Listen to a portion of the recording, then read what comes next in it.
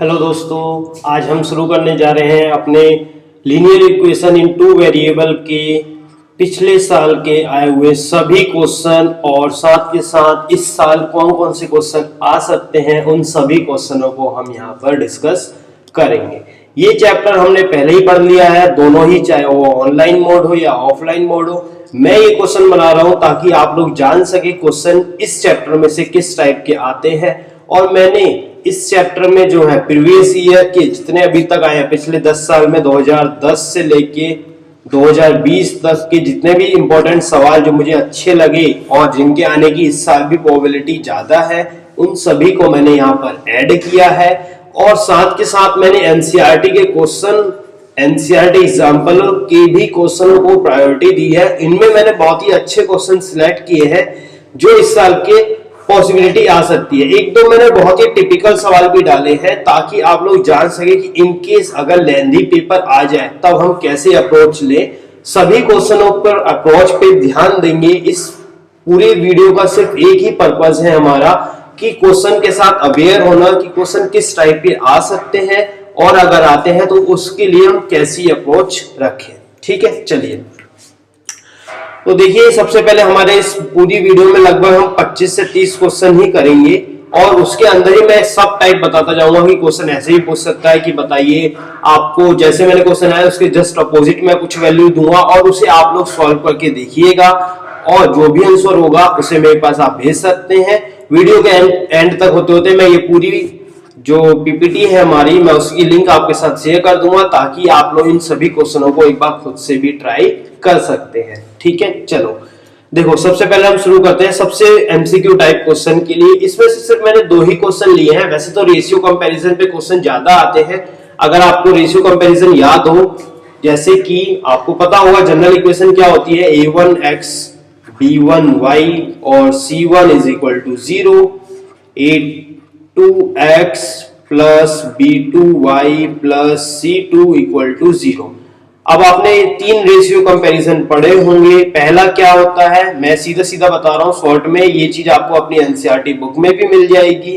पहला क्या है कि अगर a1 upon a2 b1 upon b2 के बराबर नहीं होता तो यहाँ पे कैसा सॉल्यूशन होता है, यूनिक सॉल्यूशन, यानी कि सिर्फ एक ही सॉल्यूशन होगा।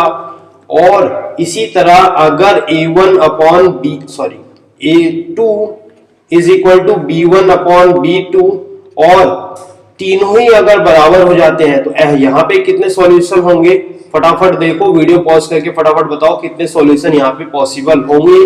जब तक मैं सबसे मेन केस डिस्कस कर रहा हूं, equal to b1 upon b2 but it is not equal to c1 upon c2। ठीक है, ये दो मेन केस है। इसके लिए आपको आइडिया लग ही गया होगा, ये पैरेलल लाइन का कॉन्सेप्ट है, इसलिए यहाँ पे कोई भी सॉल्यूशन एग्जिस्ट नहीं करेगा। यहाँ पर क्योंकि तीनों चीजें पैरेलल है, तीनों चीजें इक्वल है, यहाँ पर क्या होगा, इनफाइनाइट मैनी सॉल्यूशन। बात क्लियर है, मैंने सब बता दिया। वैसे मुझे बताना नहीं चाहिए था क्योंकि ये रिवीजन आपको खुद करना पड़ेगा। कॉन्सेप्ट सबके क्लियर होते हैं, अगर आपके कॉन्सेप्ट भी क्लियर नहीं फिर क्या फायदा। कॉन्सेप्ट क्लियर है और फिर क्वेश्चन देखिए, स्टेप बाय स्टेप चलिए। ऐसे नहीं कि आप सीधा क्वेश्चन में पहुंच जाए कि 5 क्वेश्चन करेंगे, चलो पेपर के लिए हम तैयार हो गए। ठीक है, ये बोर्ड एग्जाम में कोई मजाक नहीं है कि टीचर आपको पास ही कर देगा। ठीक है, और नंबर अच्छे लाने हैं तो अच्छी मेहनत भी करनी पड़ेगी। ठीक है, चलिए पहला क्वेश्चन कह रहा है कि बताइए find the solution of pair of equation y equal to 0 and y equal to -6। Video pause कीजिए और इस क्वेश्चन को एक बार खुद से ट्राई कीजिए। ये एमसीक्यू क्वेश्चन है, मैंने इसको ऑप्शन नहीं दिए ताकि मैं आपको समझा सकूं, वरना कई बार तो ऐसे ऑप्शन आपके पास आएंगे पेपर में, बट इनकेस कई बार ना इसी क्वेश्चन को 2 नंबर में दे देता है और वहां पे ऑप्शन नहीं होते, तो आप इसको करेंगे कैसे। ठीक है, एक बार खुद से ट्राई कीजिए, मैं बताता हूं। आइए दोस्तों, देखिए बात क्या है कि हमारे पास y इक्वल टू 0 दे रखा है और y इक्वल टू -6 दे रखा है। कुल मिला के अगर बात देखी जाए, ये जो होगा, अगर आप इसका ग्राफ प्लॉट करेंगे, मैं ग्राफ प्लॉट करके बताता हूं इसका। अगर हम इसका ग्राफ प्लॉट करें तो किस टाइप का ग्राफ बनेगा,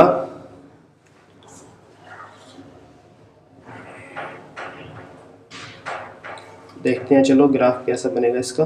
देखो हमारे पास सबसे पहले y इक्वल टू 0 दे रखा है, मतलब क्या है कि y की x की कुछ भी वैल्यू हो, y हमेशा 0 रहने वाला है। ये y इक्वल टू 0 इसी बात को बता रहा है ना। अगर मैं इसका आपसे बोलूं कि बताइए कि y का ग्राफ आप कैसे प्लॉट करेंगे, 9th क्लास में आप लोगों ने सीखा होगा, बस मैं एक बार क्विक रिवाइज करा दे रहा हूं और साथ के साथ इस क्वेश्चन की करेंगे कैसे वो भी हमें अंडरस्टैंडिंग देखनी है। देखो आपको ये पता है y इक्वल टू 0 है, मतलब क्या है कि आप x की कुछ भी वैल्यू डालते जाइए, आना तो y 0 ही है। चाहे आप x1 डालिए, क्योंकि यहाँ पे x का कोफिशिएंट ही नहीं, अगर आप चाहें इसे लिखना तो आप यही तो लिखेंगे 0 into x plus y equal to 0। इसी तरह यहाँ पे 0 इंटू एक्स प्लस वाई, चाहे तो आप एक और 0 डाल दीजिए यहाँ पे c के लिए, या इसको इधर उठा लाइए वो भी हो जाएगा। बात क्लियर है? चलिए देखिए, आपने 1 डाला तो भी 0, आप 2 डालेंगे यहाँ पे तो 2 इंटू 0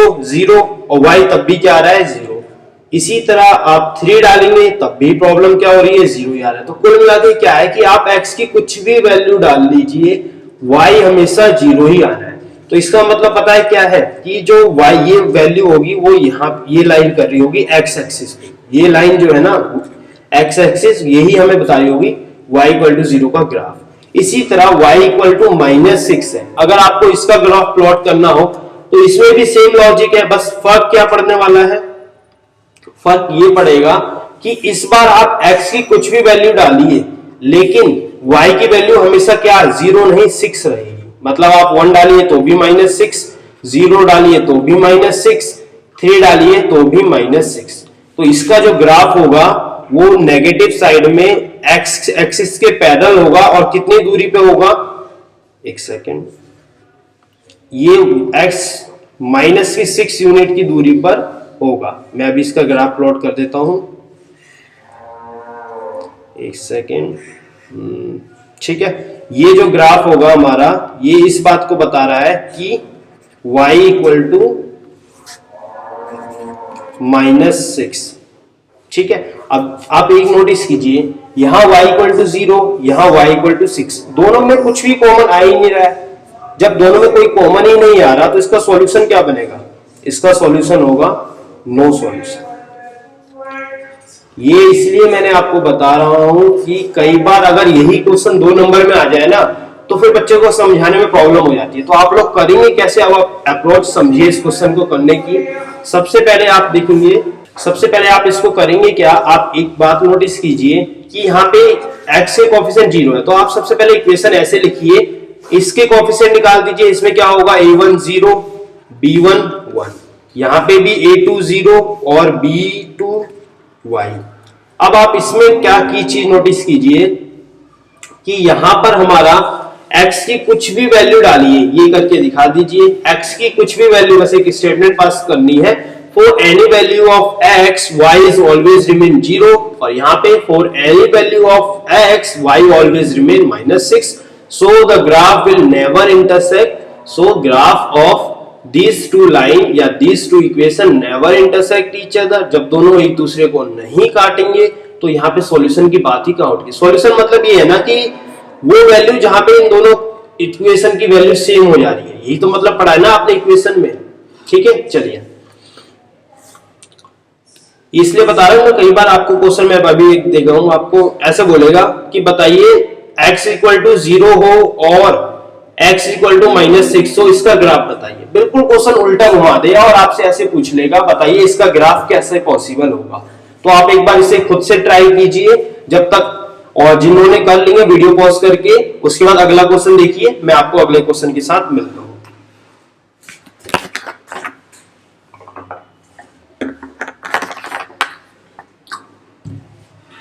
देखिए अगला क्वेश्चन बोल रहा है कि बताइए नेचर कैसे होने वाला है। नेचर का मतलब है कि आपसे ये पूछ रहा है वो, किसी सॉल्यूशन मत बताइए, आप मुझे ये बताइए इस सॉल्यूशन का कैसा नेचर होगा, मतलब कि ये बताइए यूनिक सॉल्यूशन होने वाला है या फिर नो सॉल्यूशन का केस पॉसिबल होगा या इनफाइनाइट सॉल्यूशन का। ठीक है, तो आप सबसे पहले क्या कीजिए, आप इसको इधर उठा लाइए, तो आप इसको इधर उठा के लाएंगे तो कुल मिला के इक्वेशन क्या बनेगी, 2x - y - 3 इक्वल टू 0, और इसकी बनेगी क्या 4x - y - 5 इक्वल टू 0। अब आप रेशियो कंपैरिजन कीजिए, तो यहां पे जब आप देखेंगे तो a1 आपको क्या मिल रहा है 2, b1 आपको मिल रहा है -1 और c1 आपको मिल रहा है -3।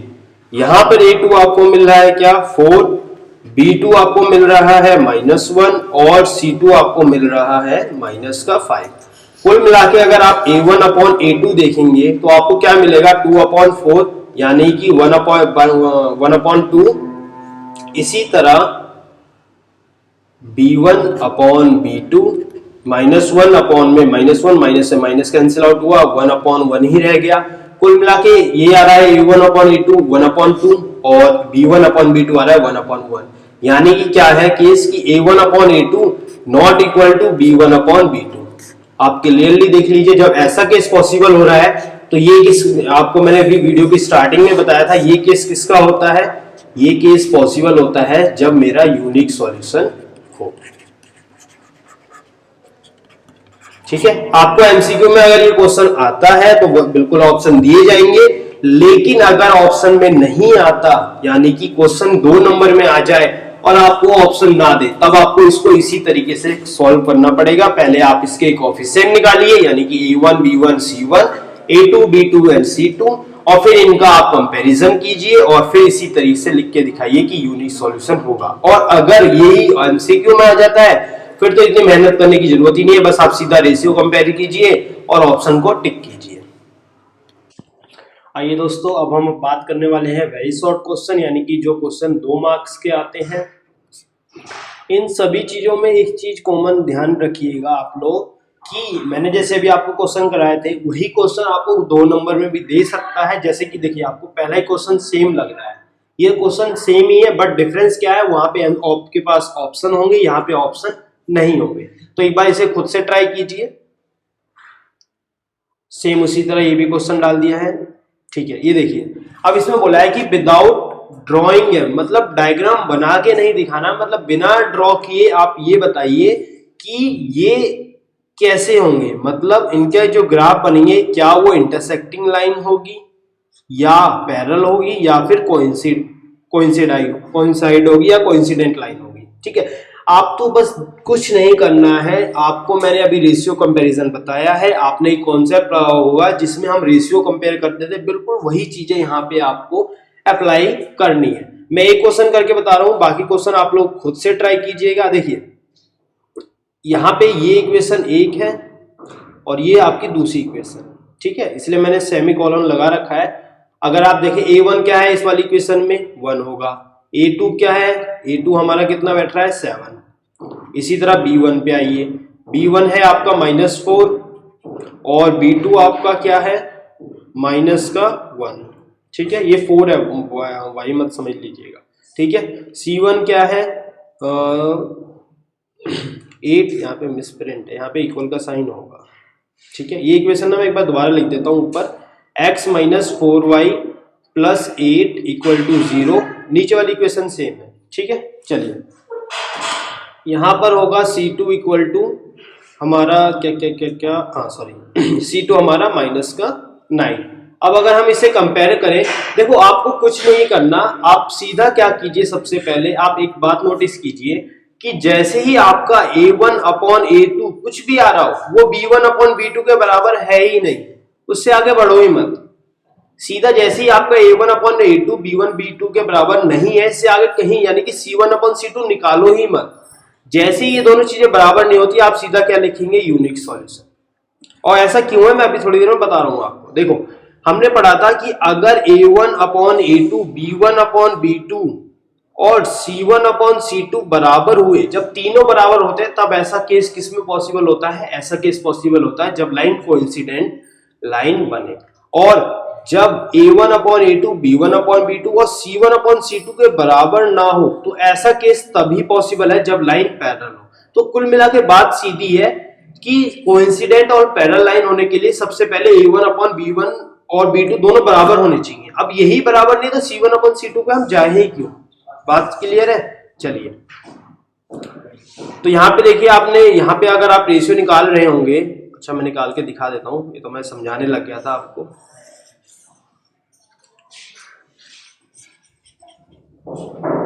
देखो A1 अपॉन A2 कितना आएगा 1/7, ये कितना आएगा -4 अपॉन में -1।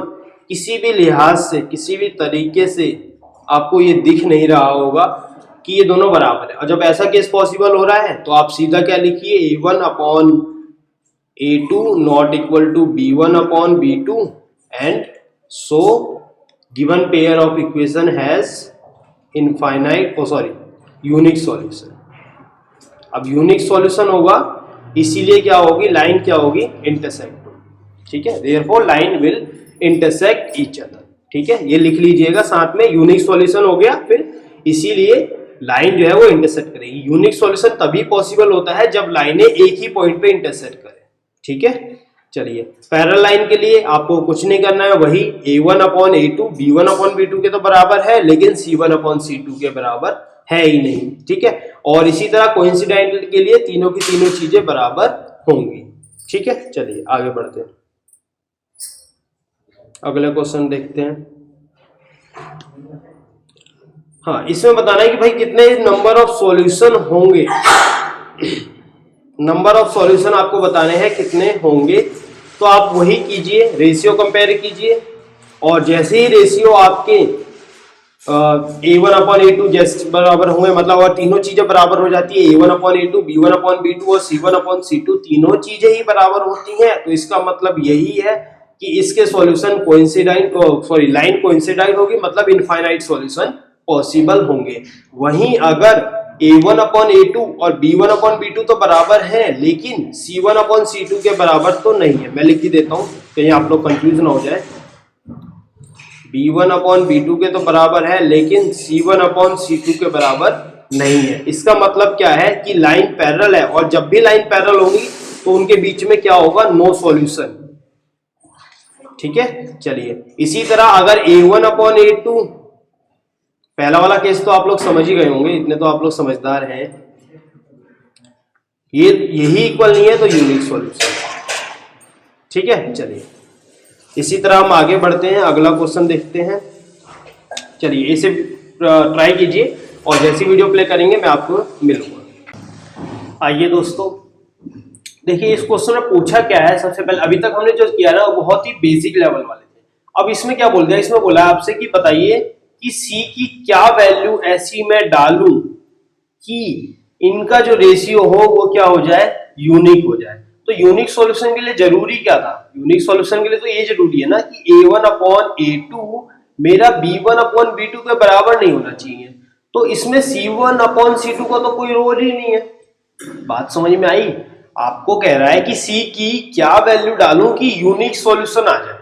अब यूनिक सॉल्यूशन के लिए तो हमें क्या चाहिए, क्या, A1 upon A2 B1 A1 upon A2 B1 upon B2। हमें इन दोनों का काम है, मतलब C वाले का कोई जरूरत ही नहीं है। और अगर ये C यहां कहीं होता तो हमारे को किसी काम में आता। ठीक है, तो चलिए देखते हैं। तो सबसे पहला काम आप लोग करेंगे क्या, कि वही A1 A2 B1 B2 C1 C2। तो यहां पे A1 हो गया 2, B1 हो गया 2, C1 हो गया माइनस का 8। ये माइनस का 8 इसलिए हुआ बिकॉज हमेशा कंपेयर करते समय ना यहाँ पे 0 रखा करो, और जो भी टर्म यहाँ पर हो उसको इधर माइनस में ले आओ करो, कुछ ऐसे 2x plus 2y minus 8 equal to 0। और इसी तरह इसको क्या लिखोगे, 8x plus 10y minus c equal to 0। हमेशा यहाँ आरएचएस साइड में 0 रखा करो, और जो टर्म है यहाँ पे उसको इस साइड में उठा लाया करो। अब यहाँ पे क्योंकि ये प्लस है तो इधर आके ये माइनस हो जाएगा। ठीक है, इसी तरह ये क्या हो जाएगा, माइनस c। अब हमें पता है फॉर यूनिक सॉल्यूशन, अब यूनिक सॉल्यूशन के लिए हमें पता क्या है कि कंपैरिजन किसका करते हैं हम, A1 अपॉन A2, आराम से पढ़ाते हैं, थोड़ा टाइम ज्यादा लगेगा, आराम से रिलैक्स होकर जो है वो B1 अपॉन B2 के बराबर नहीं होगा। तो कुल मिला के ये 2 अपॉन में A2 तो हमने निकाला नहीं, A2 हमारा कितना होगा, मैंने लिखा नहीं ना, 8, और यहाँ पे B2 मेरा 10। ठीक है, यानी 2 upon 8 is not equal to B1 upon B2 क्या है, 2 अपॉन में 10। अगर आप इसे सॉल्व करेंगे तो आएगा 1/4, इसको सॉल्व करोगे तो आएगा 1/5, और दोनों के दोनों बराबर ही नहीं है। अब जब ये बराबर ही नहीं है तो यूनिक सॉल्यूशन तो हो गया ना। तो यहाँ पे क्या लिखोगे, for all value of C सी की आप कोई भी वैल्यू डाल लो, हमेशा यूनिक सॉल्यूशन दिया। तो for all value of C given pair of equation, मैं बोल दे रहा हूं, आप लोग लिख लेना, given pair of equation have unique, always have unique solution, always have unique solution, always have unique solution. बस यही करना था, ठीक है। चलिए एक बार दोबारा देख लेते हैं। क्वेश्चन में कह क्या रहा था? क्वेश्चन में हमसे बोला था ये बताइए कि किस वैल्यू पे यूनिक सॉल्यूशन पॉसिबल होगा। तो यूनिक सॉल्यूशन के लिए हमें पता है रेशियो क्या होता है, a1/a2 b1/b2 के बराबर नहीं होना चाहिए। और अगर c देखें आप, ये c आपको दे कहां रखा है, c तो आपको c1/c2 में दे दिया है, और यूनिक सॉल्यूशन में तो इसका यूज ही नहीं है। अब जब यूज ही नहीं है तो इसका हम इस्तेमाल ही क्यों करें? बात क्लियर है। तो इसीलिए c की सभी वैल्यू के लिए हमेशा ये यूनिक सॉल्यूशन देगा। चलिए आगे बढ़ते हैं। देखिए ये क्या है कि for what should be the value of a, तो ये देखिए कहाँ है, a आपको दिया है, द इक्वेशन है इनफाइनाइट मैनी सॉल्यूशन। अच्छा ये दे ही नहीं रखा है, लगता है मिसप्रिंट हो गया कुछ।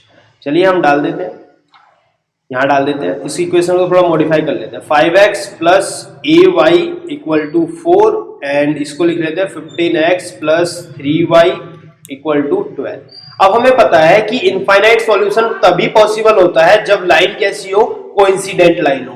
अब कोइंसिडेंट लाइन के लिए हमने केस क्या पढ़ा था कि a1/a2 b1/b2 के बराबर होता है, और ये किसके बराबर होता है, c1/c2।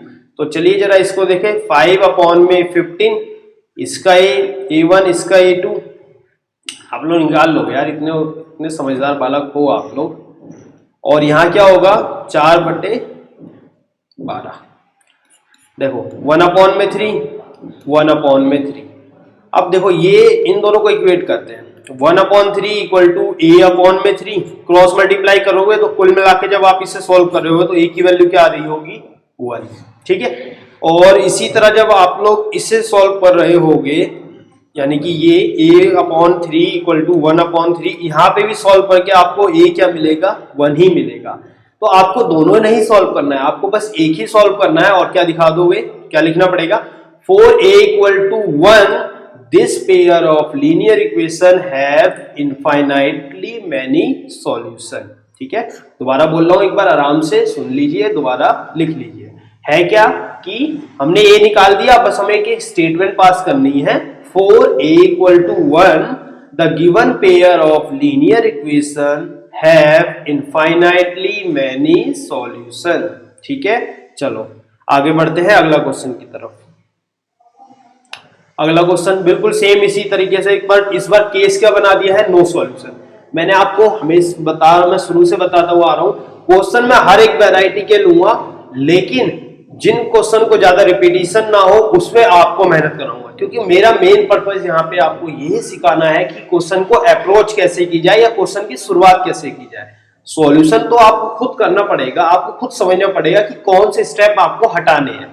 2-3 स्टेप मैं बता दूंगा, या मेनली पार्ट आपको मैं बता दूंगा कि किसकी जरूरत नहीं है, लेकिन जब तक आप प्रैक्टिस नहीं करोगे कुछ नहीं होगा। मैथ हमेशा प्रैक्टिस मांगता है। ठीक है, चलिए अब इसने बोला है कि p की किस वैल्यू के लिए ये दोनों का सॉल्यूशन नो सॉल्यूशन होगा। तो नो सॉल्यूशन के लिए आपको केस याद है क्या है, एक बार फटाफट वीडियो पॉज करके लिखो और वीडियो प्ले करोगे। मैं लिख रहा हूं a1/a2 मेरा b1/b2 के तो बराबर हो, लेकिन c1/c2 के बराबर नहीं होना चाहिए। अच्छा, p की पोजीशन देखो, p कहां है, p है यहाँ पे। तो कुल मिला के अगर आपसे रेशियो कंपैरिजन किया जाए, a1 होगा 6, a2 होगा 12, b1 होगा 5, b2 होगा p, c1 होगा 4 नहीं -4, दिमाग में क्लियर रखना। और ये माइनस का है तो ये प्लस का 8 हो जाएगा। ठीक है, क्योंकि यहाँ पे माइनस का 8 है, इधर लाओगे प्लस का 8 हो जाएगा। ठीक है, अब रेशियो क्या था पूरे एक बार लिख देता हूं मैं, दोबारा आप लोग देख लेना, नॉट इक्वल टू c1/c2। अच्छा, ये है 6/12, ये क्या होगा 5/p। तो इसको आप लोग सॉल्व कीजिए, 1/2 होगा, तो कुल मिला के p क्या बन गया 5 × 2, यानी कि p = 10। ठीक है। अब C1 अपन C2 के तो नॉट इक्वल आना चाहिए, तो इसको कंपेयर ही क्यों करें, ठीक है। तो 4p equal to 10 given pair of linear equation has no solution, ठीक है। चलिए find the value of x plus y if, अच्छा यहां भी मिस प्रिंट है, बहुत ज्यादा ही एरर कर रखा है प्रिंटिंग में। चलो अगली वीडियो में हम ध्यान रखेंगे, आगे से इनको करने से हटेंगे, ठीक है। 3x minus 2y equal to 5, 3y minus 2x is equal to 3। अब जो क्वेश्चन हम करने जा रहे हैं ना, अब वो क्वेश्चन रिलेटेड होगा फाइंड द वैल्यू है, मतलब हमें अब सीखने पड़ेंगे अलजेब्रिक मेथड। अब इस पे हमने वीडियो पहले ही बना रखी है, उसे देख लो, नहीं तो ऑफलाइन बैच में हमने शुरू ही किया, बता रखा था, एक बार इन्हें दोबारा देख लो, या फिर आपने कहीं भी पढ़ा हो, स्कूल हो चाहे आपके कोई भी XYZ कोचिंग हो, वहां पे भी आपको ये चीजें सिखाई जाती हैं, उन्हीं का इस्तेमाल करके हम यहाँ पे करेंगे। लेकिन बस फर्क क्या होगा, यहाँ पे हम वो चीजें समझ रहे होंगे कि पेपर, पहली बात तो हम वो क्वेश्चन कर रहे हैं जो पिछले साल पेपर में आ चुके हैं, या फिर जो बहुत ही इंपॉर्टेंट है इस साल के पेपर में आने के लिए। और ये मैंने खुद नहीं बनाए हैं, ये क्वेश्चन मैंने एनसीईआरटी एग्जाम्पल या प्रीवियस ईयर के जो क्वेश्चन पेपर वाली बुकें होती है उसमें से उठा के यहाँ पे रखे हैं। तो ये एक ही जगह से नहीं पढ़ रहे हैं हम, अलग अलग बुकों से अच्छे अच्छे क्वेश्चन उठा के मैंने यहाँ पे रख रखे हैं, ठीक है।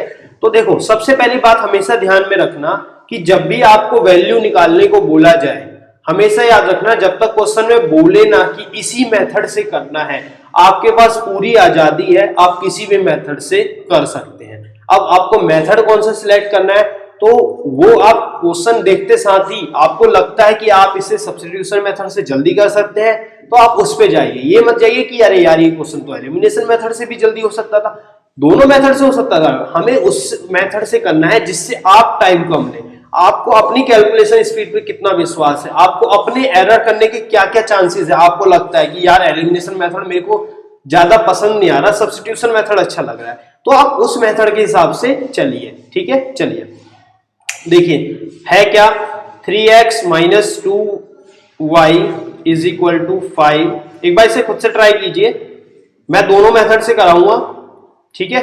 अच्छा, और ये क्या हो जाएगा आपका 3y, सॉरी साथ में लिखते हैं ना, 2x प्लस का 3y इज इक्वल टू 3, ठीक है।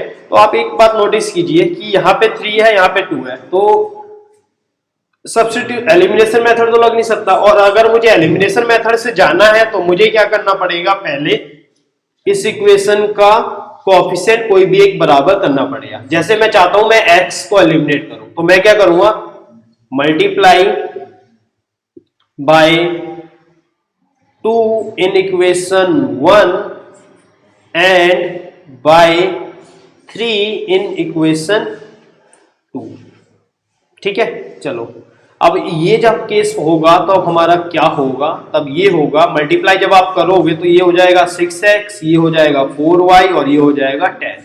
मैंने कितनी बार बच्चों को देखा है, उनको उस मेथड ही इतना अच्छे से आता है, लेकिन गलती क्या करते हैं, सिर्फ 2 की मल्टीप्लाई इसी में कर बैठते हैं, और यही करने से आपको बचना है। मल्टीप्लाई का मतलब आप पूरी इक्वेशन में कर रहे हैं, वो चाहे एलएचएस साइड में कोई भी टर्म पड़ी हो चाहे आरएचएस साइड में हो, ठीक है। चलिए अब दूसरी इक्वेशन में आपने 3 से मल्टीप्लाई करी है, तो यहां क्या हो जाएगा, माइनस का 6x प्लस का 9y और इज इक्वल टू 9।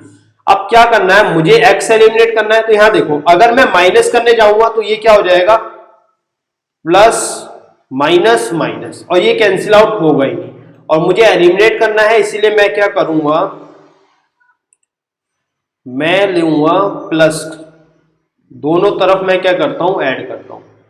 अब इसमें भी बहुत से बच्चे होते हैं जो हॉरिजॉन्टल मेथड यूज करते हैं, वो कुछ होते हैं जो कॉलम मेथड यूज करते हैं, ये आपके ऊपर डिपेंड करता है आप कौन सा मेथड यूज करना चाहते हैं, ठीक है। लेकिन हमारे को करना क्या है, हमें वैल्यू निकालने से मतलब है, तो आप चाहे उसी चीज को हॉरिजॉन्टल मेथड में कीजिए चाहे आप कॉलम मेथड से कीजिए। मैं कॉलम मेथड से इसलिए करता हूं बिकॉज इसमें बहुत ही कट क्लियर चीजें दिखती हैं और चीजें जल्दी समझ में भी आती है।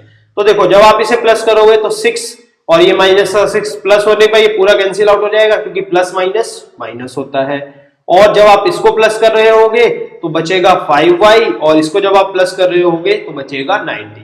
तो कुल मिला के y की वैल्यू क्या आ गई, 19 अपॉन में 5। ठीक है, चलिए एक पेज की और रिक्वायरमेंट होगी हमें। ठीक है, तो y की वैल्यू हो गई 19/5। अब आ जाते हैं क्या, अब इस वैल्यू को हम किस में पुट करते हैं, किसी भी एक इक्वेशन में। तो हम लिख लेते हैं एक बार, y इज इक्वल टू हमारी वैल्यू आई है 19/5 और एक इक्वेशन ले लेते हैं। मान लो मैं पहली इक्वेशन ही उठा लेता हूं, 3x - 2y is equal to 5। जब आप लोग इसे सॉल्व करेंगे तो क्या बन रहा होगा, 3x - 2 into 19/5 is equal to 5। और जब आप लोग इसे सॉल्व करेंगे तो हो जाएगा 5 + 38/5 और एलसीएम जब आप लोग ले 25/38 प्लस का 5x और ये इधर मल्टीप्लाई में 1/3 यानी कि डिवाइड में आ जाएगा। जब आप इसको सॉल्व करेंगे तब आपको x की वैल्यू मिल जाएगी। ठीक है, चलिए अब देखते हैं क्या यही जरूरी था या अभी हमारा क्वेश्चन खत्म नहीं हुआ है। अभी हमने निकाला है x और y की वैल्यू और क्वेश्चन में पूछा क्या है, क्वेश्चन में x + y बताना है। देखिए क्वेश्चन एक बार दोबारा ध्यान से पढ़िए। जैसे मैंने अभी क्या करा, मैंने तो x और y की वैल्यू निकाल के रख दी, लेकिन क्वेश्चन में पूछा क्या गया है, क्वेश्चन में बोला है x + y बताने को। तो हमें क्या करना पड़ेगा, जो भी हमारी x और y की वैल्यू आती है, जैसे सपोज कीजिए इसे सॉल्व करके आपको वैल्यू मिल जाती है 21/5। ये वैल्यू मैं एज्यूम कर रहा हूं, आप लोग सॉल्व करेंगे तो आपको पूरी वैल्यू मिलेगी, आप लोग उसे पुट कीजिएगा। ठीक है, ये मान मत लीजिएगा कि ये आंसर है, मैं पहले बता रहा हूं, ये मैंने एज्यूम किया अपनी तरफ से। आप इसे सॉल्व करेंगे तो आपको मिल जाएगा। ठीक है, तो आपको करना क्या है, x + y करेंगे तो x की वैल्यू क्या, 21/5 19/5 और जब आप इसको प्लस कर रहे होगे तो कितना हो जाएगा, 0 9 और 1 10, 0 1 हासिल, 3 और 1 4 डिवाइडेड बाय 5 यानी कि 8। मतलब क्या है, सम ऑफ x + y कितना आ रहा है, 8। याद रखिएगा ये मैंने एज्यूम किया है। ठीक है, इन सभी के आंसर आपको मैं जब ये नोट अटैच करूंगा, यानी कि जो मैं पीपीटी अटैच करूंगा तो उसके लास्ट पेज में मैं आपको सारे आंसर दे दूंगा। अभी मैं इसलिए नहीं ला रहा क्योंकि बच्चे क्या करते हैं, आंसर जो है ना भिड़ाने की कोशिश में लग जाते हैं। ये मैंने बहुत बार बच्चों में बहुत कॉमन चीज नोटिस की है, पेपर में आपको कोई आंसर नहीं मिलेंगे तो आप अपने ऊपर विश्वास रख के कीजिए कि हाँ मैं सही कर रहा हूं। ठीक है, कोई भी एरर होगा बाद में तो हम चेक करेंगे ना, लेकिन अभी को एक बार खुद से ट्राई कीजिए। ठीक है, चलिए अगला क्वेश्चन देखिए क्या बोलिए, इसमें बोला है कि y = a and y = b is the solution of equation this and this, find the value of a and b। देखो कितना अच्छा सवाल है। अच्छा एक मिनट, मैंने वाला क्वेश्चन आपको बताया नहीं ना, इसको मैंने सब्स्टिट्यूशन मेथड से, चलो एक बार सब्स्टिट्यूशन मेथड देख लेते हैं, जल्दी सॉल्व करेंगे। देखो 3x - 2y = 5, यहां लिख देता हूं सब्स्टिट्यूशन मेथड, कहीं आप लोग कंफ्यूज ना हो जाए।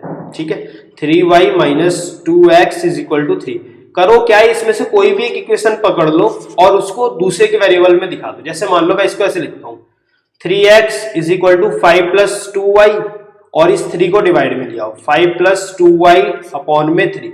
अब क्या करो, ये इक्वेशन 3 मान लो और इसकी वैल्यू जो ये आई है ना x की वैल्यू, क्योंकि ये क्या है पूरी इक्वेशन y के टर्म से हो गई है, इसकी वैल्यू इस वाली इक्वेशन में पुट कर दो। ठीक है, तो जब आप इसे पुट करोगे तो आपको क्या मिलेगा, इससे हटाते हैं आगे देखते हैं। तो देखो आपको क्या मिला है, दूसरी इक्वेशन लिख लेते हैं, 3y - 2x = 3 और हमारी पहली इक्वेशन जो हमने बनाई है x = क्या था 5 + 2y/3, इसकी वैल्यू इसमें पुट कर देते हैं। ये हमारी इक्वेशन 2 है, ये हमारी इक्वेशन 3 है। पुटिंग इक्वेशन 3 इन इक्वेशन 2, तो जब आप इसे पुट करेंगे, मैं बस पुट करके दिखा देता हूं, सॉरी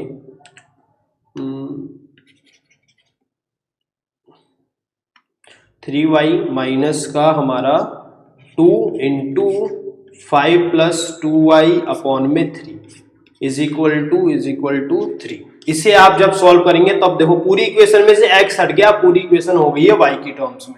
आप इसे सॉल्व करेंगे तो आपको y की वैल्यू मिलेगी और जैसे ही y की वैल्यू, क्योंकि हमें पता है y की तो वैल्यू हमने निकाली थी, कितना आई थी 19/5। अब इस 19/5 को इसमें पुट कर दो और जो वैल्यू आएगी वो हमारी x की हो जाएगी।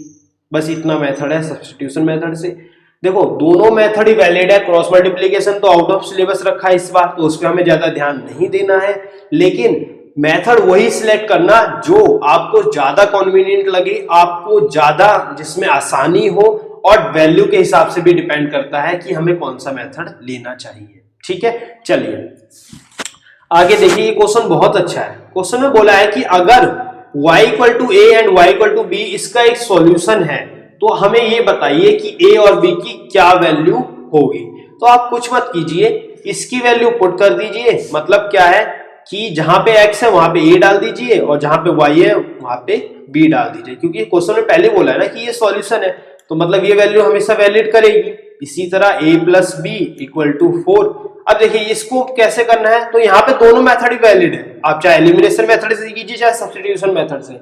वैलिड मतलब कि दोनों मेथड से आंसर आ सकता है, लेकिन हमें सिलेक्ट कौन सा करना है जिससे हमारा टाइम कम लगे। तो आप एक बात नोटिस करो, यहाँ पे माइनस का बी है, यहाँ पे प्लस का बी है। अगर आप दोनों इक्वेशन को ऐड कर दें, ठीक है, मैं बस बता रहा हूं बिकॉज शुरुआत में मैंने क्वेश्चन प्रॉपर कराया ताकि आप लोग समझ जाए। अब कुछ स्टेप है जो आपको बिल्कुल वही लिखने हैं, और जो मेन थीम है वो मैं यहाँ पे आपको बता रहा हूं। जब आप इसको ऐड करेंगे तो ये तो हो जाएगा a प्लस ए 2a, यहाँ पे माइनस का b प्लस b। अब दोनों प्लस माइनस साइन अपोजिट है, सेम है, तो ये 0 हो जाएगा और ये हो जाएगा 6। तो कुल मिला के a की वैल्यू क्या आ गई 6/2 यानी कि 3। और जब आप 3 की वैल्यू इसमें से किसी में भी पुट कर दीजिए, यानी कि 3 माइनस बी इक्वल टू 2, तो b की वैल्यू हो जाएगी 3 माइनस 2 यानी कि b इज इक्वल टू 1। बस यही फाइंड करना था, a और b की वैल्यू। ये जो हम क्वेश्चन डील कर रहे हैं 2 से या मैक्सिमम 3 नंबर में डाल देता है। ठीक है, तो 4 नंबर में इन क्वेश्चनों की उम्मीद मत कीजिएगा। देखिए ये बहुत अच्छा क्वेश्चन आया है कि कई बार हमसे क्वेश्चन में ऐसे पूछता है कि बताइए ये एक फिगर है और इसमें ये चीजें दे रखी हैं, हमें बताओ x और y की वैल्यू। तो यहाँ पे ना हम यूज करेंगे ज्योमेट्री की कुछ प्रॉपर्टीज जो हमने कोऑर्डिनेटर चैप्टर में पिछले साल पढ़ी थी, और कोऑर्डिनेट ज्योमेट्री में इस साल भी हमने देखा था। तो आपको अगर याद हो पैरेललोग्राम के क्या क्या फीचर्स होते हैं, तो सबसे पहला फीचर्स फटाफट बताओ। पहला फीचर्स होता है हमारा कि opposite sides are equal. Second features क्या होता है कि डायगोनल और ऑलवेज बाइसेक्ट ईच अदर, और हम इसी प्रॉपर्टी का यहाँ पे यूज करेंगे। तो देखो इन पैरेललोग्राम डायगोनल, मैं बस लिख रहा हूं और ये आपको लिखना पड़ेगा क्वेश्चन शुरू करने। In parallelogram diagonals are bisect each other, एक दूसरे को बाइसेक्ट करते हैं। इसीलिए जो मेरा, अच्छा ये पॉइंट मान लेते हैं, पॉइंट वैसे क्वेश्चन में दिया होगा, यहाँ पे प्रिंट नहीं होगा, तो यहाँ मान लो इस पॉइंट को ओ ले लेते हैं। तो यहाँ पे क्या होगा, OB मेरा OC के बराबर होगा, यानी कि OB कितना है 5, OC कितना है x माइनस वाई। इसको इक्वेशन 1 मान लेते हैं। और इसी तरह हमारा क्या होगा, OD मेरा OA के बराबर होगा। तो कुल मिला के OD है x प्लस वाई और OA है हमारा 9 सेंटीमीटर। ये मेरी इक्वेशन 2 हो गई। और अगर हम एक पेज और ले लेते हैं, अब देखो आपको x माइनस वाई मिल गया 5, x प्लस वाई मिल गया 9। एक बार चेक कर लेते हैं, x minus y x plus y, ठीक है, बन गई हमारी इक्वेशन। ये हमारी पहली इक्वेशन थी, ये हमारी दूसरी इक्वेशन थी। अब हमें करना क्या है, जैसा हमने मेथड सीखा है। अब देखो क्वेश्चन में मेंशन तो किया नहीं है किस मेथड से करना है, तो यहाँ पे अपनी चॉइस है। बिल्कुल इसी तरीके से सवाल हो गया हमारा, जैसे अभी हमने ये सवाल किया था, और इसे फटाफट सॉल्व कीजिए। जब आप इसे सॉल्व करेंगे, जैसे मैं अभी बताता हूँ, 2x इज इक्वल टू 14, मतलब x हमारा आएगा 7 और y हमारा कितना आएगा 7, यानी कि जब इसमें पुट करें, हम किसमें पुट करते हैं, इसमें पुट करते हैं, यानी कि x माइनस 5 यानी कि y is equal to 7 minus 5, कुल मिला के y आ जाएगा 2। तो यहाँ पे हमारी दोनों वैल्यू आ गई। ठीक है, चलिए एक बार खुद से ट्राई कीजिएगा, और नहीं आता तो आप मुझे दोबारा भेज सकते हैं, मैं बता दूंगा, इसमें कोई प्रॉब्लम नहीं है। देखिए बिल्कुल कहते हैं ना, ये देखिए 2018 में ये क्वेश्चन आया हुआ भी है, और ये क्वेश्चन इतना बकवास है लेकिन बच्चे इसे भी छोड़ आते हैं। क्यों? क्योंकि प्रॉपर्टीज ही नहीं पता। अब देखिए इसमें बोला है एबीसीडी रेक्टेंगल है, तो एबीसीडी रेक्टेंगल है और रेक्टेंगल की हमें क्या क्या प्रॉपर्टीज पता है, बिल्कुल सेम। पहली प्रॉपर्टी पैरेललोग्राम की तरह अपोजिट साइड इक्वल है, जिसका हमें यहाँ पे इस्तेमाल करना है, और दूसरी प्रॉपर्टी डायगोनल्स आर इक्वल। ठीक है, चलिए अब फटाफट ये यूज कीजिए। तो यह क्या हो जाएगा, यहां लिख लोगे ना, इन रेक्टेंगल अपोजिट साइड, क्योंकि जो चीज का आप इस्तेमाल कर रहे हो उसी चीज को मेंशन करो, आपको कुछ और लिखने की जरूरत नहीं है। Opposite sides are equal, therefore x plus y, क्योंकि यहाँ पे तो नाम भी मेंशन नहीं है। अगर नाम मेंशन क्या होता तो पहले मैं नाम भी दिखा देता, और वैसे कोई जरूरी नहीं है यार, इतना डिटेल में जाने की जरूरत नहीं है। वो हम डायगोनल लिख रहे थे इसलिए हम लिख भी सकते हैं। वैसे अगर चाहे तो जा सकते हैं, मैं ये मना नहीं कर रहा कि आप जाए ना, आपके ऊपर है, आप चाहे तो जा भी सकते हैं, चाहे तो ना भी जाए, लेकिन करना हमें क्या है, हमें वैल्यू निकालने से मतलब है। अब फटाफट इसे सॉल्व कीजिए, और जब वीडियो पॉज कीजिए, इसे सॉल्व कीजिए, वीडियो प्ले करेंगे तो मैं आगे बताता हूं। ठीक है, आइए। अब हुआ क्या, जब आप इसे सॉल्व करेंगे तो ये हो जाएगा 44, और यहाँ पे प्लस माइनस है, ये कैंसिल हो गया 2x, और x की वैल्यू कितना हो गई 22, x मेरा 22 आ गया। अब इसे पुट कर दीजिए किसी में भी, तो y कितना हो जाएगा आपका, इसी में पुट कर देते हैं, 22 इधर आके प्लस हो जाएगा, कितना हुआ 22 माइनस 14, कुल मिला के हो गया आपका 8। ठीक है, एक बार कैलकुलेशन चेक कर लेना, आई थिंक 80 आ रहा है। ठीक है, चलिए इसे देखते हैं। बहुत ही अच्छा क्वेश्चन है, और इसमें बोला है कि बताइए कि, अच्छा इसमें बहुत ही तो आता नहीं है पेपर में, आई थिंक ये मैंने एनसीईआरटी एग्जाम्पल में से उठा लिया एक बार। क्वेश्चन बोल रहा है कि एक इक्वेशन लिख दीजिए जो इस वाली इक्वेशन के इंटरसेक्टिंग हो। अच्छा यहाँ पे साइन मिसिंग है तो यहाँ पे डाल देते हैं हम, 5y प्लस 4 इक्वल टू 0, ये इक्वेशन है। ठीक है, इंटरसेक्टिंग लाइन हमें पता है क्या चीज होनी चाहिए कि a1 upon a2 b1 upon b2 के बराबर नहीं होना चाहिए, तो कुछ भी डाल दो। जैसे इंटरसेक्टिंग लाइन के लिए इक्वेशन बनानी है तो लिख दो 4x प्लस 6y प्लस का 3 इक्वल टू 0। हमसे ये थोड़ी बोला कि इक्वेशन एकदम सेट होनी चाहिए, बस एक चीज मैच होनी चाहिए कि a1 अपॉन a2, क्योंकि इंटरसेक्टिंग लाइन के लिए a1 अपॉन a2, अच्छा इंटरसेक्टिंग पूछा है ना, तो ये यहाँ पे आप फिर 10 डाल दो। a1 upon a2 b1 upon b2 के बराबर होना चाहिए, तो यहाँ पे देखो 2 अपॉन 4, 5 अपॉन में 10, यानी कि 1 अपॉन 2 रेशियो दोनों में बन रहा है, और जब दोनों का रेशियो हो बराबर नहीं होना चाहिए ना। अरे सही तो कर रहा था मैं, क्या तुम लोग भूलवा देते हो मुझे। ये दोस्तों अभी करते हैं, यहाँ पे आप कुछ भी डाल दो, क्योंकि a1 upon a2 b1 upon b2 के तो बराबर नहीं होना चाहिए, इसीलिए हमने 6 डाल दिया ताकि ये बराबर ही ना हो, और जब बराबर ना होगा तो ये चीज हमारी वैलिड करेगी। अच्छा, कोइंसिडेंट लाइन के लिए हमें पता है कि तीनों के तीनों रेशियो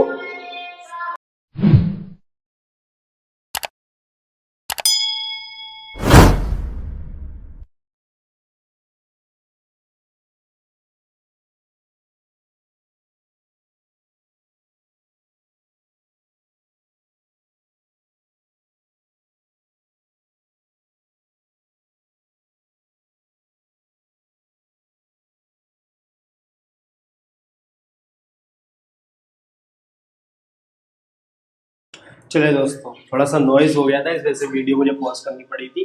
ठीक है, चलिए कोइंसिडेंट लाइन में क्या होता है, हमें पता है a1 अपॉन a2 मेरा b1 अपॉन b2 के बराबर और c1 अपॉन c2 के बराबर, तो कुल मिला के देखो यहाँ पे 2 हो गया, और a2 क्या होगा, हमें a2 ऐसी वैल्यू डालनी पड़ेगी जो बराबर हो। तो क्या रखो आप यहाँ पे कर दो,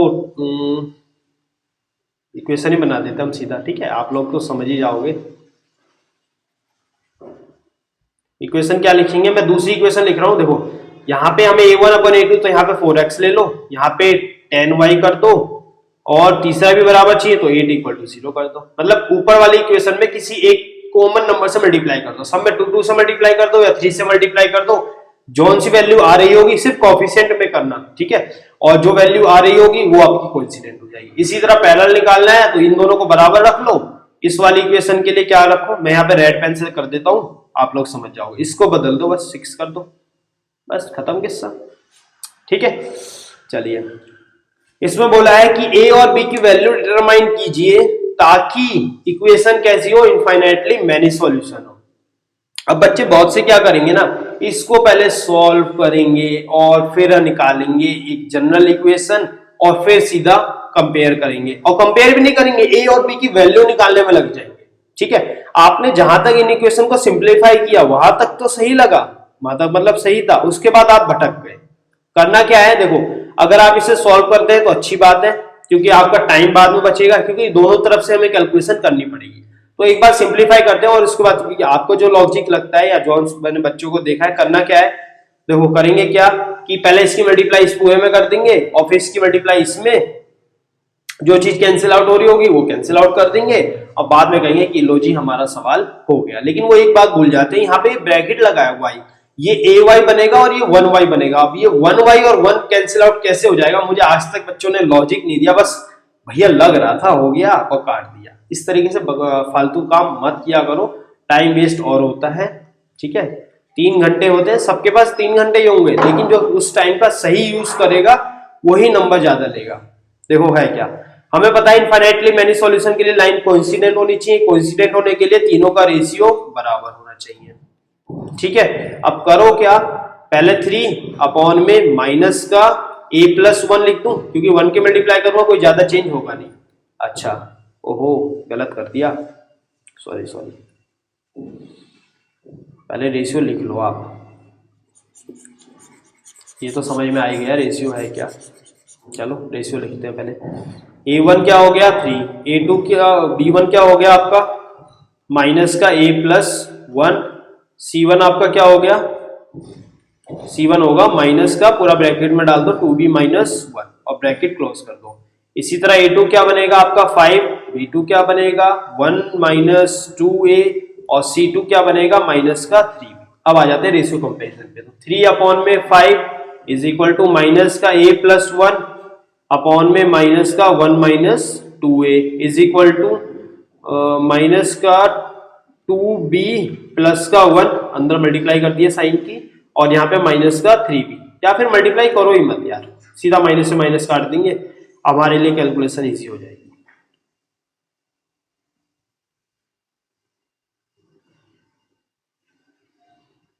अगर ये कॉपी में होता तो कितना जल्दी कर रहा होता, लेकिन आपको सिखाना है, मेरे को तो सिखाना है, आपको करना है। तो आपको अगर जल्दी हो रहा है तो वीडियो पॉज करके आगे बढ़ो। ठीक है, ये नहीं कि मतलब सबके साथ, क्योंकि मुझे वीडियो जो है हर एक के हिसाब से बनानी है, हर एक बच्चे को समझ में आना चाहिए, मुझे ऐसा कंटेंट लेवल रखना है। तो ये भी माइनस कटा, यहाँ भी माइनस कर दिया, तो कुल मिला के इक्वेशन क्या बन गई, इक्वेशन आपकी हो गई 3/5 is equal to a+1 upon में 1 - 2a is equal to 2b+1 upon में 3b। अब आप करो क्या, एक बार तो इन दोनों को ले लो, तो इन दोनों को क्या होगा 3/5 is equal to a+1 upon में 1 - 2a। इसको सॉल्व करो तो इनकी क्रॉस मल्टीप्लाई करोगे तो 3 - 6a 5a + 5, तो ये कितना हो जाएगा माइनस का 11a, और ये कितना होगा 5 - 3 यानी कि 2, a की वैल्यू क्या हो गई माइनस का 2 अपॉन में 11।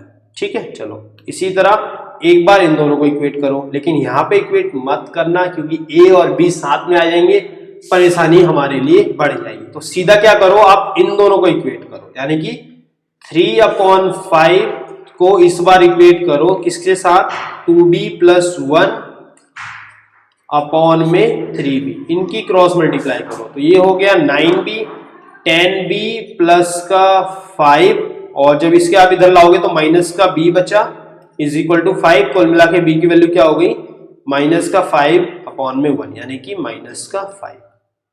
ठीक है, ये देखो दोनों वैल्यू आ गई, सॉरी ये माइनस, ये 11 ही है, वो गलती से मेरे से क्रॉस हो गया, 2 अपॉन में 11। ठीक है, ये हमारी वैल्यू हो गई है। आई थिंक टाइम ज़्यादा नहीं हुआ है, इतना हो गया, ज़्यादा नहीं रखेंगे, 1-1 घंटे का रखेंगे, कहीं पता लगा आप लोग बस देख रहे हैं, वीडियो देखो मत, खुद से मतलब एक्टिव माइंड के साथ पढ़ो कि हो क्या रहा है। ठीक है, चलो 2 straight path are represented by the line this and this, check whether the line cross each other. Cross each other मतलब लाइन कभी तो क्रॉस करेगी ना जब उनके रेशियो क्या हो, यानी कि यूनिक सॉल्यूशन का केस पॉसिबल हो। यूनिक सॉल्यूशन के लिए पॉसिबल के लिए क्या है कि a1/a2 b1/b2 के बराबर नहीं होना चाहिए। फटाफट चेक करो कि क्या ऐसा केस यहाँ पे पॉसिबल हो रहा है, मेरे हिसाब से तो नहीं हो रहा, लेकिन अगर आपको लगे एक बार रेशियो कंपेयर कर लो,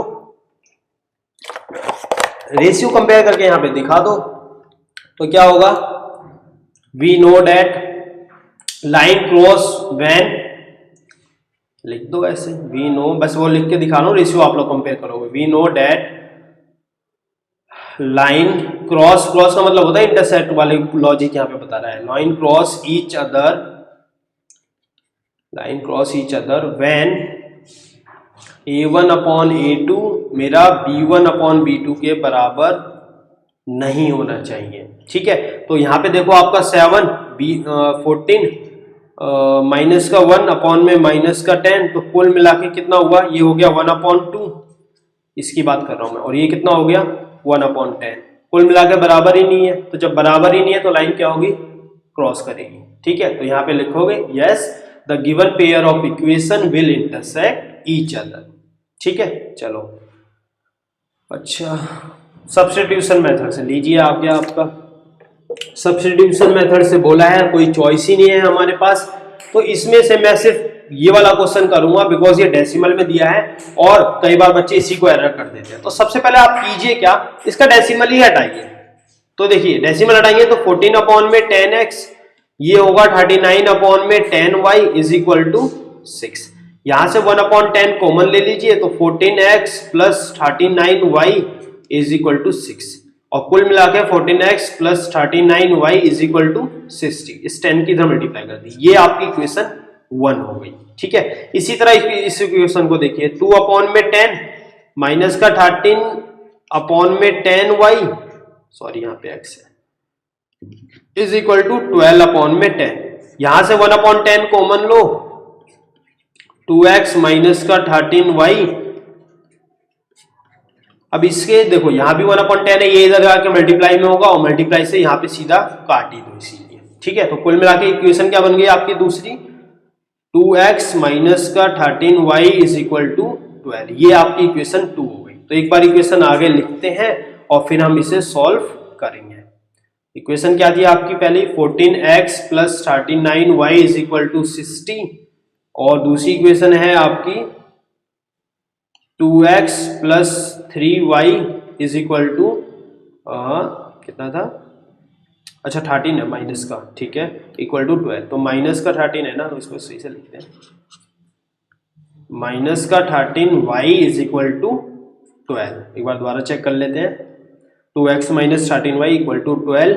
ठीक है, आई थिंक कैलकुलेशन एरर नहीं है, एक बार दोबारा देख लेना आप लोग। ठीक है, चलिए अब हमें सब्स्टिट्यूशन मेथड से करना है, तो एलिमिनेशन मेथड की सोचना भी मत, क्योंकि क्वेश्चन में पहले ही डिफाइन कर दिया कि आपको सॉल्व ही सब्स्टिट्यूशन मेथड से करना है। तो ठीक है, देखते हैं कैसे करेंगे। इक्वेशन 2 उठाते हैं, इक्वेशन 2 बहुत आसानी से ब्रेक हो जाएगी। तो 2x is equal to 12 plus 13y, और कुल मिला के x हो जाएगा 12 प्लस 13y अपॉन में 2, ये आपकी इक्वेशन 3 बन गई। अब इसे को इसमें मत पुट करना, क्योंकि इसी में से तो आपने ये निकाली है, अब इसे इक्वेशन 1 में पुट करो। ठीक है, तो इक्वेशन 1 में पुट करते हैं, putting equation 3 in equation 1, sorry. ठीक है, देखते हैं आगे क्या होगा, कलर बदल लेते हैं पेन का। तो जब ऐसा होगा तो क्या पॉसिबल होगा, तो 14 एक बार लिख के दिखा रहा हूं, वरना पेपर में आप तो डायरेक्ट ही करना, क्योंकि इतना टाइम नहीं है आप लोगों के पास कि ऐसी चीजें लिख के रहो। यहाँ पे y होगा, है ना y, एक बार देख लेते हैं, हाँ है y, मैंने नहीं लिखा था। ठीक है, plus 39y is equal to 16।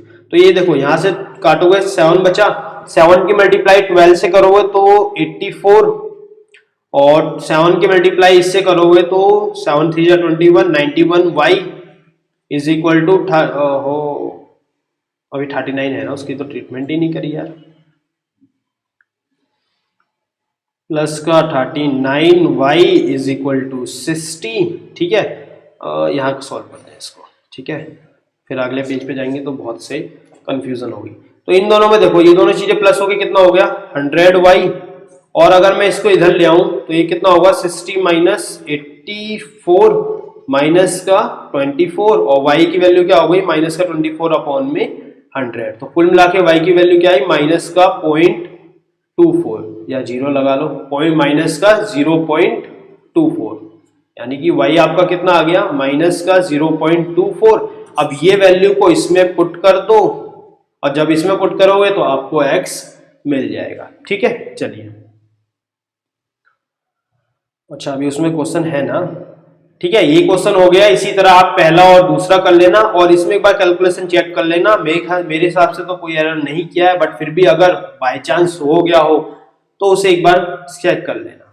ठीक है, लीजिए, सब एलिमिनेशन मेथड से करना है, इनको आप करिएगा। और इसमें मैंने अच्छे खासे क्वेश्चन रखे हैं। ठीक है, उसके बाद तो सिंपल ही क्वेश्चन है। ठीक है, ये क्वेश्चन मैं आपके पास छोड़ता हूँ, इनका चाहे तो आप स्क्रीनशॉट ले लीजिए या मैं पीडीएफ अटैच कर ही दूंगा, क्योंकि मेरे पास इसमें भी बहुत क्वेश्चन है। मैंने शुरू में बताया हम 25 से 30 क्वेश्चन करेंगे, लेकिन उनके अंदर हम इतने क्वेश्चन डिस्कस कर लेंगे कि आप कहेंगे कि लगभग 50 से ऊपर आपने अच्छे खासे क्वेश्चन देखे हैं। ठीक है, फटाफट देख लीजिए इनको।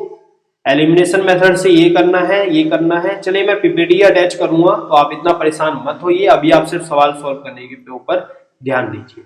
तो फटाफट बाकी के दोनों सॉल्व कीजिए और मुझे बताइए क्या क्या आंसर आ रहा है। ठीक है, चलो, ये सेम उसी तरीके से लॉजिक होगा, इन दोनों का सम। बस याद रखना यहाँ पे 3 और ऐड हो गया तो थोड़ी सी कैलकुलेशन टिपिकल हो जाएगी। अच्छा, वर्ड प्रॉब्लम आ गई, लेकिन वर्ड प्रॉब्लम हम लोग कर लेंगे, मतलब यहाँ से अच्छे खासे क्वेश्चन शुरू हो रहे हैं तो हम इसे कल शुरू करेंगे। आज के लिए बस इतना ही रखते हैं। ठीक है, चलो, अगले वीडियो में मिलेंगे, तब हम आगे की बात करेंगे। जब तक आप इन सवालों को सॉल्व कीजिए और आगे के कॉन्सेप्ट अपने रिवाइज करते रहिए, बिकॉज पेपर जो है मई में है और आपके पास ज्यादा टाइम नहीं है, मैक्सिमम 2 महीना है, तो 2 महीने से में 1 महीना तो आपको रिवीजन में ही लगेगा। तो इसीलिए इन क्वेश्चन को करते रहिए और अपने जितना टाइम मिले उतना टाइम कॉन्सेप्ट रिवाइज कीजिए और उन पे सवाल करते रहिए। धन्यवाद।